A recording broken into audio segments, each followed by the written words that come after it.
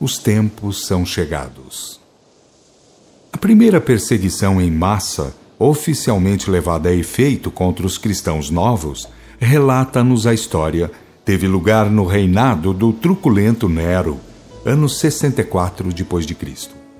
Acusado o imperador pelo povo de haver ateado fogo à cidade de Roma para se inspirar na poesia, pois fora visto, na ocasião do sinistro, de lira em punho a entoar um hino sobre o incêndio de Troia, e já manobrado por elementos clericalistas, lançou toda a culpa desse crime contra os seguidores do Nazareno, os do caminho do Senhor.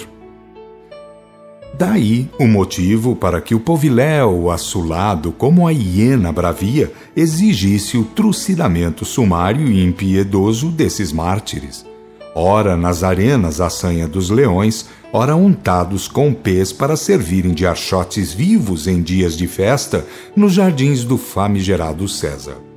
Foi esse, realmente, o primeiro golpe assestado contra o verdadeiro cristianismo nascente, nas pessoas dos seus ardorosos e sinceros sectários.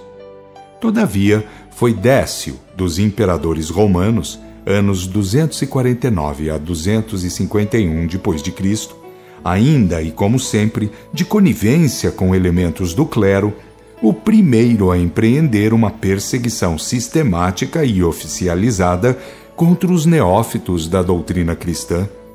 Iniciada nesse reinado, ela se desdobrou até atingir o seu clímax no governo de Diocleciano, anos 303 a 311 d.C. Caracterizada pela sua violência sanguinária, foi, entretanto, o marco inicial de uma completa transformação tática e política no reino do imperador sádico, transformação essa visando a nova seita. Como os métodos violentos aplicados contra essas vítimas inermes não surtiram o efeito desejado, havia, portanto, mais do que nunca, necessidade de mudança dessa atitude drástica para outra mais inteligente e eficaz, uma vez que logo, nos 2 primeiros séculos de vida, o cristianismo havia aumentado consideravelmente o seu raio de influência. No terceiro, avassalara todo o Império Romano, e no princípio do 4º século estendeu-se também por todo o Oriente. Era um fenômeno que força alguma poderia jamais deter. O sangue dos mártires era, assim, como que a essência generosa e providencial que conferia à doutrina a consistência vigorosa e tenaz do cacto bravio, a desafiar a aspereza do chão pissarrento e crestado pelo sol equatorial. No dizer de diversos historiadores, Constantino era um homem relativamente iletrado, porém sagaz, de uma acuidade espiritual ilimitada. Percebeu ele, desde logo, a inutilidade daqueles processos de perseguição aberta, calculada e fria, movida contra os nazarenos, como eram então chamados. Por outro lado, ante seus olhos processava-se rapidamente o desmoronamento do império pela falta de unidade, coesão e moral. A sociedade romana deixava-se empolgar e corromper-se ante as pompas e ociosidades do viver oriental. De promiscuidade com os elementos bárbaros de invasão, os súditos não obedeciam mais ao governo central. Os desregramentos morais, as incontinências, a lascívia e outros vícios que prognosticam sempre a deterioração social roíam surdamente o pedestal das instituições romanas, anunciando o fim próximo desta civilização decrépita e doentia. Tudo isso passou como um relâmpago pelo cérebro de Constantino. Urgia, pois, uma providência eficaz para evitar a catástrofe iminente. No seu leito de morte, corroído pelas úlceras, Galério, aquele mesmo potentado que antes arrancara das mãos de Diocleciano o famoso edito de perseguição aos cristãos, entregava aos seus executores outra ordem, mas esta de complacência à nova doutrina. Remorso ou não, quiçá, quem sabe, os mesmos fundamentos que despertaram os cuidados e a preocupação de Constantino. O tetrarca moribundo via no seu último gesto o passo fundamental dado no sentido da solução de um grande e importantíssimo problema. Eis o edito. Aspas. Entre os importantes cuidados que ocuparam nosso espírito em prol do bem e da preservação do império, foi nossa intenção corrigir e restabelecer todas as coisas de acordo com as antigas leis e disciplina pública dos romanos. Fomos particularmente insistentes em chamar ao caminho da razão e da natureza os iludidos cristãos que, tendo renunciado à religião e cerimônias instituídas pelos seus pais e desprezado presunçosamente a prática da antiguidade, entenderam de inventar opinião e leis extravagantes em harmonia com os ditados de sua fantasia, para, dentro delas, constituir, como elementos das diferentes províncias do nosso império, uma sociedade heterogênea.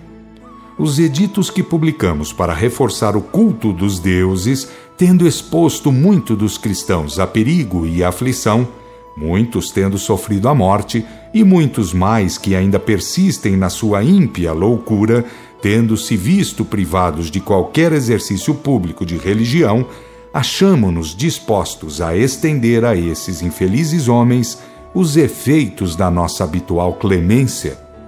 Damo-lhes, portanto, permissão para professar livremente as suas opiniões privadas e reunir-se em seus conventículos sem receio ou molestamento, desde que mantenham sempre o devido respeito pelas leis e governo constituído.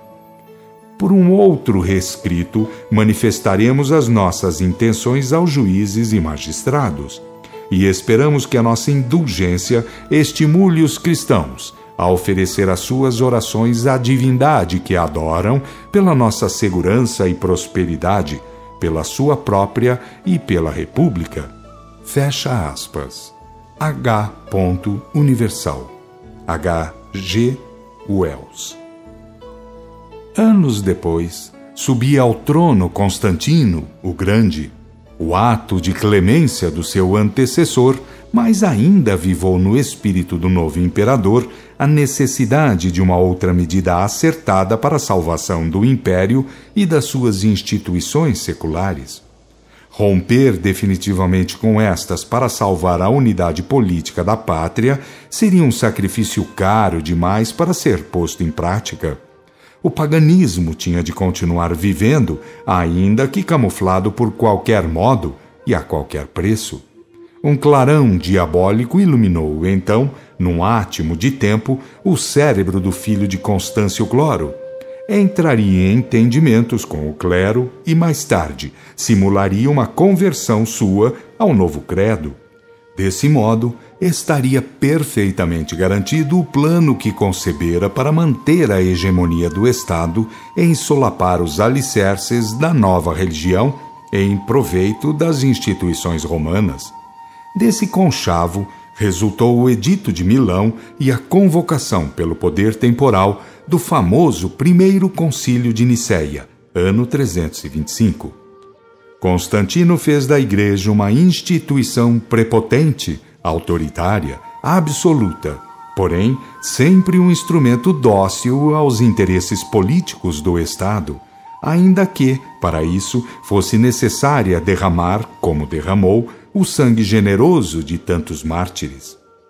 Assim entronizada pelo braço forte do poder estatal, iniciou a Igreja a sua jornada fatídica, pontilhando as páginas da história de crimes horripilantes e lançando sobre os povos uma imensa cortina de trevas.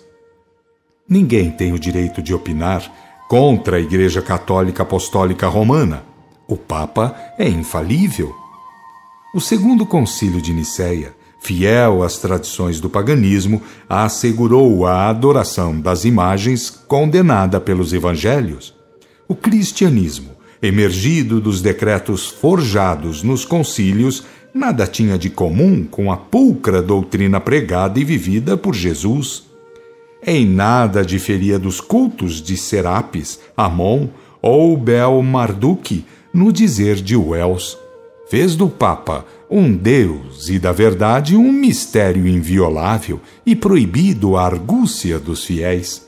E é esse, infelizmente, o desfigurado arremedo de cristianismo que ainda hoje vige entre grande parte de nossa sociedade, se bem que apresentando já sintomas indisfarçáveis de um próximo colapso. De todas as ofensas, porém, dirigidas contra a pureza dos elevados ensinamentos de Jesus, a mais ignominiosa é aquela que proíbe, que sufoca e procura ainda hoje sufocar o exercício sagrado e fundamental do Espírito Santo, ou mediunidade, conforme foi estabelecido em primeira epístola de Paulo aos Coríntios, capítulo 14. Esse foi, sem dúvida alguma, o maior cisma cometido pelos falsos cristãos, embora conhecessem a terrível advertência. Aspas. Portanto vos digo, todo pecado e blasfêmia serão perdoados aos homens, porém, a blasfêmia contra o Espírito Santo não lhe será perdoada, e todo o que disser alguma palavra contra o Filho do Homem, perdoar-se-lhe-á, porém o que há disser contra o Espírito Santo não se lhe perdoará, nem neste mundo, nem no outro. Mateus, capítulo 12, versículos 30 a 32.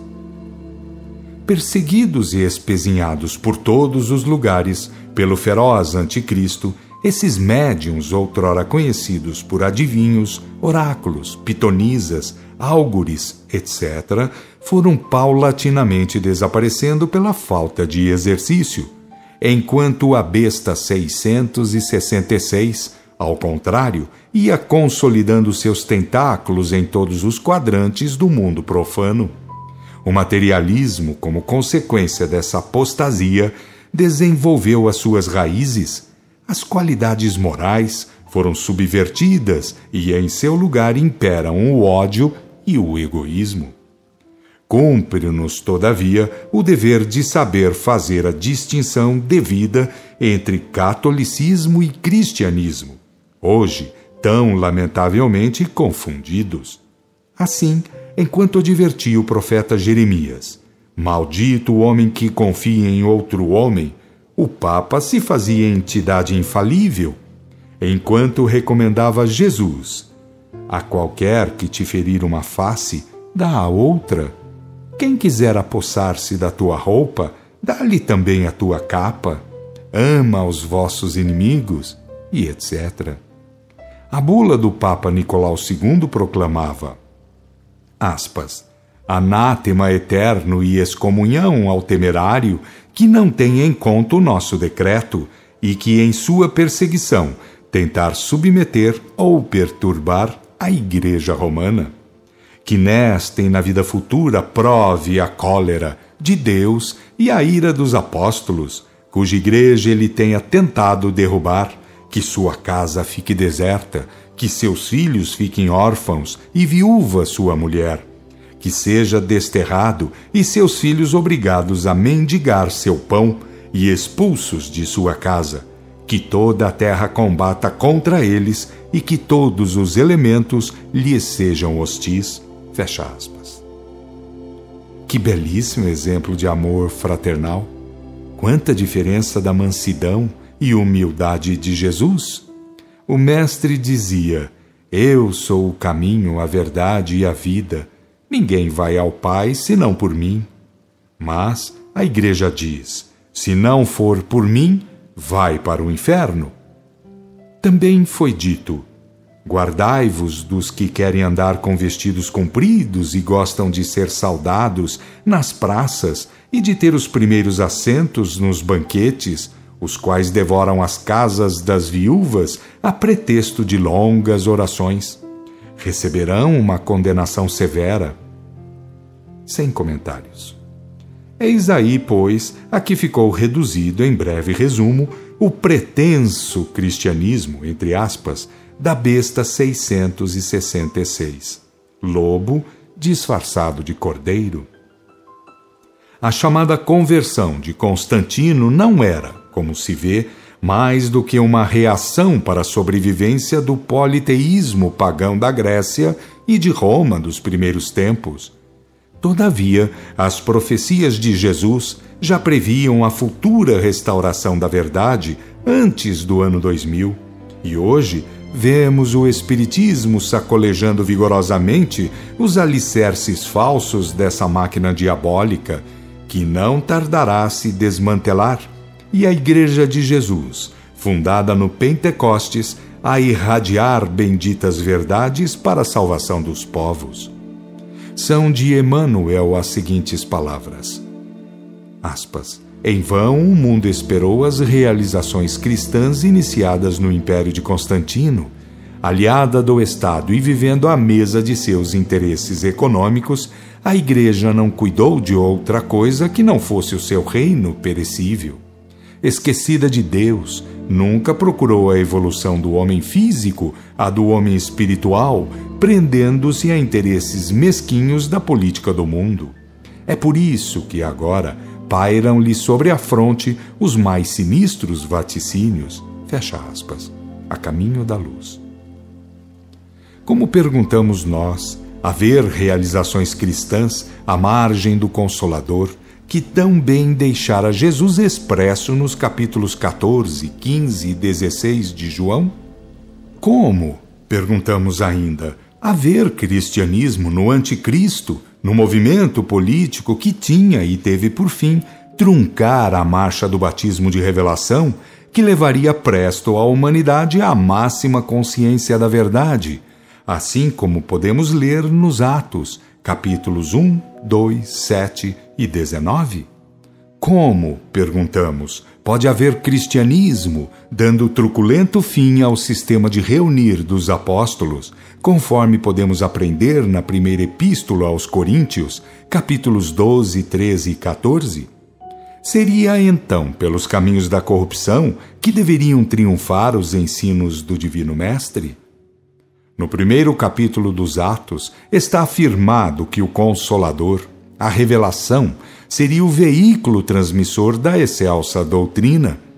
Equipados assim, escudados na comunhão com as legiões do Senhor, os seguidores de Cristo levariam de vencida as trevas da ignorância, do erro e suas consequências, fazendo marchar o mundo para os santos desígnios do Senhor. E se estamos com um retardamento de quase 2000 anos, a quem devemos? Todavia, convenhamos, os tempos de reposição das coisas no lugar chegaram. O Espiritismo está aí. A onda de fenômenos psíquicos em crescente intensidade invadiu toda a Terra e já não há mais quem tenha o poder de sustá-la. Nesse crescendo constante e rápido, ao som do tropel fragoroso dos 4 cavaleiros apocalípticos, enquanto o mundo velho se esboroa irremediavelmente, os raios brilhantes de um novo sol começam a despontar no horizonte da vida. Em meio desse caos, o surdo rumor da velha igreja, que se desmorona afugenta, espavoridos, os escravizadores do homem. Iniciada foi, pois, a restauração da igreja revelacionista. O ciclo agora vive a sua fase sintética, e assim tudo procura seguir a senda da unificação. O livro de Oswaldo Polidoro é mais um documento histórico de relevada importância para o ressurgimento da Igreja Cristã. Heráclito Carneiro.